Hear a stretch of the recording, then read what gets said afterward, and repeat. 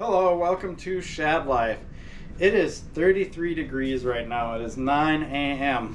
but it's supposed to get up to 40 degrees around 11 and then warm up to like mid 40s after that. So I'm just gonna dress warm. I really want to get out on this Grand Canyon 5 and test it out and ride it.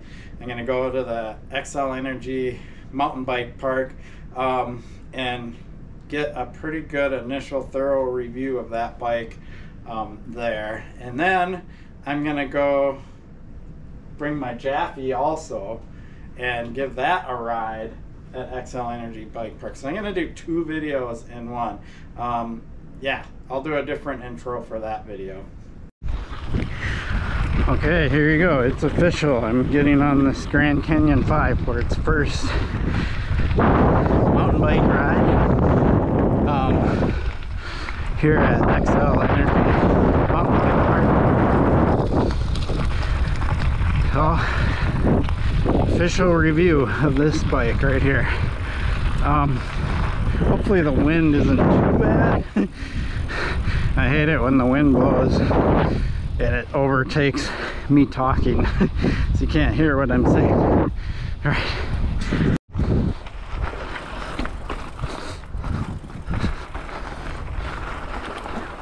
Alright, how does this bike handle the pump track? It's definitely lower in the front end than what I would like. And I didn't lower the seat, so we'll have to try that again. Let's ride this time.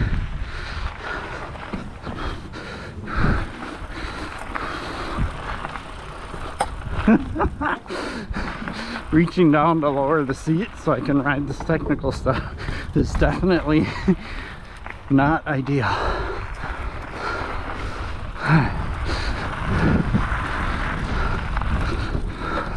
Alright, now I gotta reach down, raise the seat.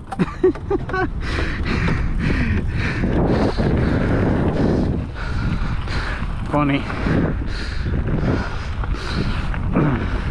Alright, so here it is, the Grand Canyon 5, and I added this dropper post where you have to reach down and use the lever to drop it and to bring it back up. Not ideal, but it's better than nothing, right? So I'm gonna ride this rock section with this bike and see how it feels.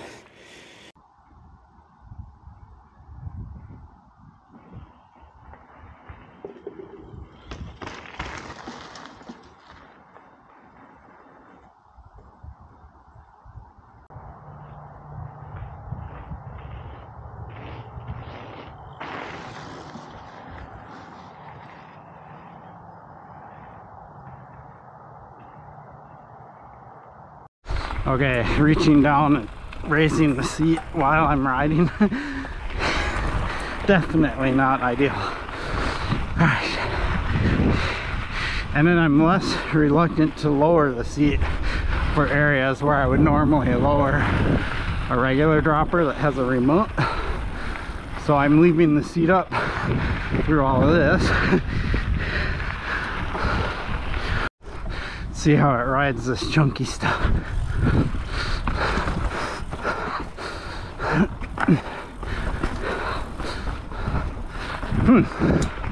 Well, the fork definitely does its job.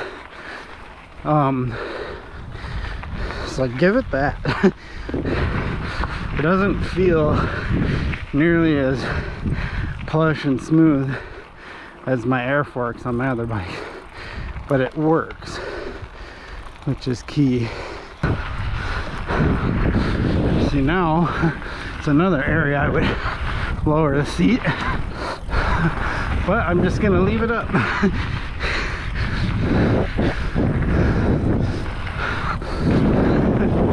Because taking a hand off is too sketchy. All right, now I'm gonna lower it because I know there's some jumps ahead.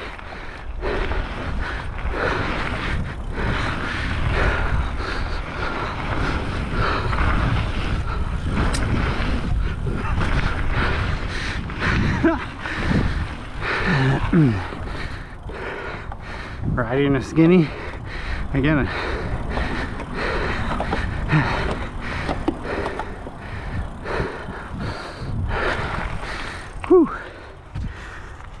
So it doesn't jump that bad. I personally would prefer a little bit higher handlebar. And it's definitely twitchier handling with the 68-degree head angle on here. I'm gonna take it through these jumps again, around that berm, through these jumps with the 360 camera. It jumps okay. I'm actually quite impressed with how it jumps. So, and again, for jumping, I would prefer a little bit higher handlebar. But aside from that, you know, the bike feels good over the jumps. I have a feeling that has all to do with the fact that it's got a shorter chain stays. What did I say they were? 423 or something like that? Yeah, that's pretty short with 27.5 wheels. All right, let's take it through the jumps. Oh, and before I take it through the jumps, I forgot to mention this. I did swap out the pedals. I am running just the trusty Race Face Chesters. I don't consider these like the best pedals anymore. They used to be for the longest time. There's better pedals than this, but these are really good pedals. I like them. So I put them on here. The stock pedals were absolute crap.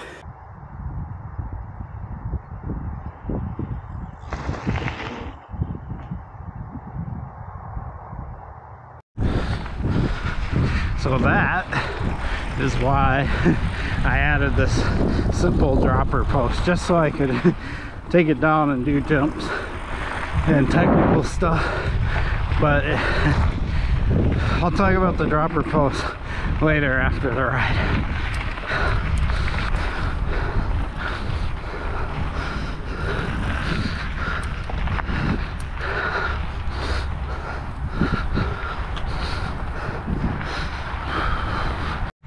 All right, here's some bigger jumps.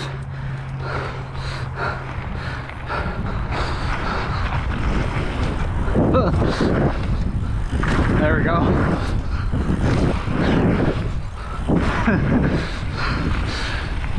That first one, I overshot it. Went a little too fast into it. That jump line, the idea, okay, hold on, I gotta reach down and raise the seat back up. Sketchy. Okay, now that jump line is kind of designed where you gotta go a little slower into it, clear the first one, and then you have speed for the rest. But I feel like you need to put at least one pedal in there, clear the first one good pedal, and then you're good. You almost need, there's that longer one in the middle, but the rhythm isn't just quite set up right. If the first one was a little longer, it would probably be perfect. Whew. All right, this is about this bike, not that jump line.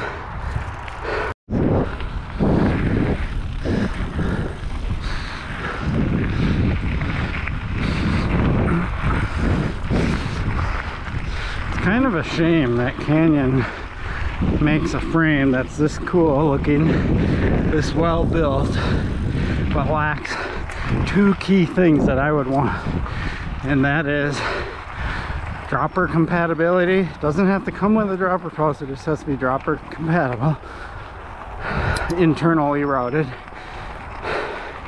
and boost spacing, like 100% 12 millimeter by 148 boost rear end. That's it. And I don't even think those two things would cost any extra to make this thing. Take a hand off, drop the saddle, go over the log pile. Bike feels good over the log pile. Even the fork, believe it or not, I'm quite surprised. Reach down, lift the seat back up. Now we're going, oh, this is the way I want to go, and ride this bar dog.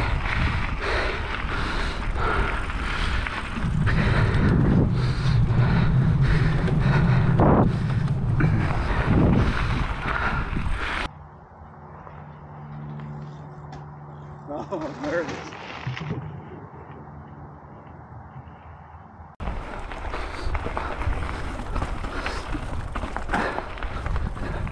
Okay, I have to keep reminding myself. $699. All right, here we go. Wow, you could probably say 760 with the seat post. Well, then another 50 with the pedals. Around $800. All right.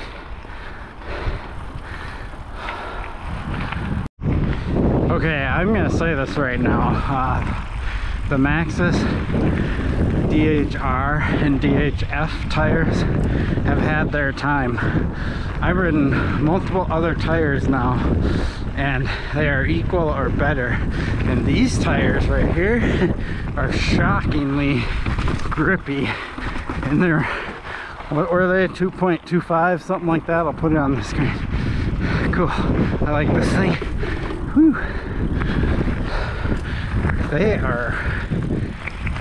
They roll fast, and they're really grippy, especially this front one.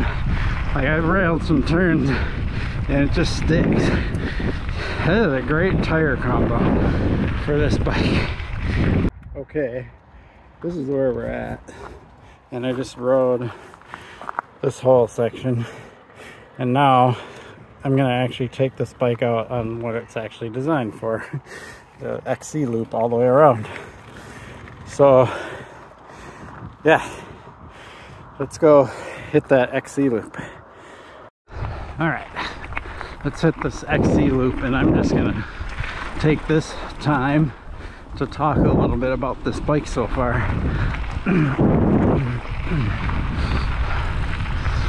So, drivetrain, let's talk about that. It is amazing, and of course it's amazing because it's Shimano Dior with a Sun cassette, which is a nice cassette. It even has an aluminum carrier, just something I wouldn't expect on a bike in this price range. Super nice. So that is a huge plus. Like, usually lower priced bikes, where they skimp is in the drivetrain, and it's actually the worst place they should be skimping. The drivetrain is extremely important. It needs to take a lot of abuse and shift nicely and all that. All right, we've been through here before, so I already know that this bike will do okay. So the thing is, let's just talk about this fork for a second and why higher end forks are better. When I went through there, it still beats up my arms quite a bit. Like, I can't be relaxed. Sure, it absorbs the bumps, but it's still kind of jarring and bouncy, and my arms are still all over the place. It doesn't have the smoothness that a higher end fork would have. All right.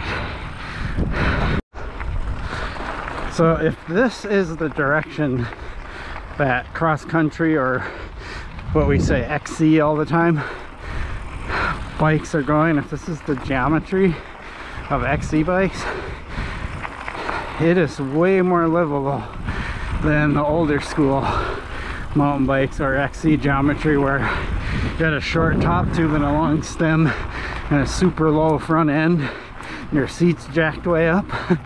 This bike, more comfortable, definitely easier to ride technical with it, and it's pretty quick handling. I will definitely get this bike out on Theodore Worth's North Loop, because I bet you this will shine there with how quick it handles. It's something that you don't want to be doing downhill with this bike at high speeds unless you have gobs of skill to do it. I wish I could rail these turns. I said that last time. Now we got wind. Hold on. Okay, now that I'm going with the wind, the thing is these berms here, because they use this kind of like, it's almost like gravel or rocky stuff. The reason they do that is this is an all-weather trail designed so you can ride it like right after it rains and stuff, and that's cool and all, but it really makes the berms kind of a bummer, because all of this these rocks and stuff tend to settle right at the bottom part of the berm where you need your traction the most, right? So it makes it hard to rail the berms at this place and get a good feel for how the bike handles. I get nervous because if I go in too fast and then I hit that loose stuff at the bottom, I'll wash out if I'm going too fast. All right. So if you're wondering what I mean when I say bike's twitchy, is it tends to oversteer a little bit, and I have to make small corrections all the time, so I feel wobbly. Here we go. Yeah, see, it's all loose right there, right where I need the traction the most. This one's not so bad. There we go.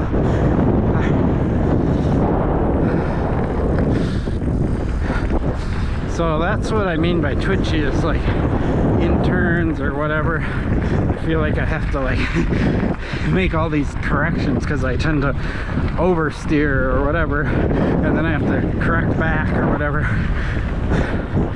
That could just be getting used to a twitchier bike and getting more comfortable with it, and then it wouldn't bother me so much.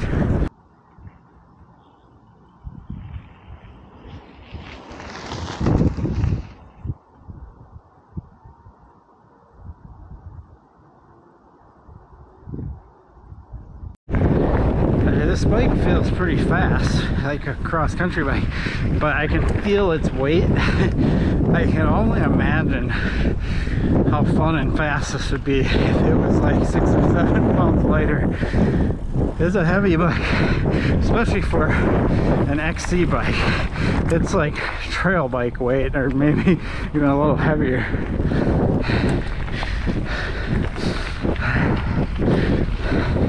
But it's fun, and it is fat. Like the geometry, it's a hardtail, so your power is planted to the rear wheel. Yeah. Alright, let's get to the parking lot and conclude this video. Alright, there's the parking lot. I'm gonna see if this little kiosk here, if I can find it less windy, but it's windy right here, so I doubt it will be.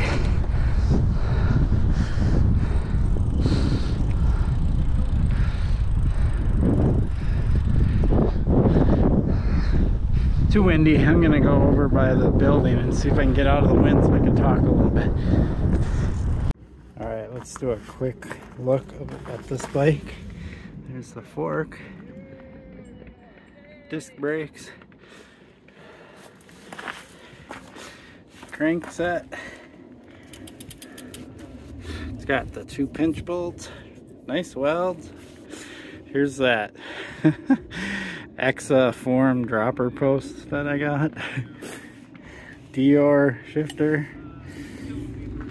Alright, let's look at the other side. So they're doing a class over there. Pretty cool. And the guy's talking about bike body separation, something really important to learn. So here we go. We've got this adjustment. I kind of have it in the middle, so on and so forth. Again, hydraulic brakes. I still don't know what brand they are. And then Dior shifter. Super nice. It does have a steel chainring. It'll last a long time, but it's gonna be heavy. I have a feeling this crankset's fairly heavy. And then we get back to here. So the drivetrain on this bike is its strongest point. Like, this whole setup here is not something I would expect on a $699 bike. This all the way up to the shifter. The dropper post is terrible on this bike. I've taken a hand off to do the dropper. I didn't think it would be that bad, but once I was on the trail, and it doesn't go down really easy, nor go up really easy, and it feels really terrible, the feeling of it going up and down. It does what I need it to do, so I can do some jumps. You know, you could have a quick release, but this is a little more convenient. But if you do get this bike, I would recommend getting an externally routed remote dropper where the cable comes up and on the outside, and they either connect down here or up here. I've seen both. That's a better option than this thing. So yeah, I think they usually connect down here, because now that I'm thinking about it, if it connected here, the cable would have to flex and get in the way. So they connect down here. So yeah, that was the first ride of this bike. I really liked it. I had to keep telling myself $6.99, because I would put this into more of a category of like an $1,100, $1,200 bike as far as it feels. But there's some things that make it cheap. The fork, it's a spring fork. It's okay, but it's not like smooth. Like I said, it kind of beats me up a little bit, and it will cause arm fatigue over a longer period of time. But it does work. I will give it credit. It's decent, right? I mentioned this during the ride, but it's like they made a really good geometry. I love the short rear end on this bike. Gives it really good handling, makes it jump nice, everything like that. But where I feel like it shouldn't cost much more, even if it was $50 more, to do boost spacing with a 12mm through axle and add routing for an internal dropper post. Those two things, which I can't imagine would cost Canyon that much more money, would make this bike like something somebody could buy at this price point and upgrade infinitely over a longer period of time and have a really sweet bike at the end, because it rides really good. The geometry is really good for XC, right? This isn't a downhill bike. This isn't something I would take out west and ride gnarly downhill chunk or anything like that. But for most of the trails that I see when I'm traveling around, and that includes places like Bentonville, this bike would do great. Okay, there you have it. The Grand Canyon 5. I'm going to be riding this bike a couple more times. I really want to get it into Theodorus North Loop, which isn't going to be open for a little while, and maybe even get it up to Cuyuna.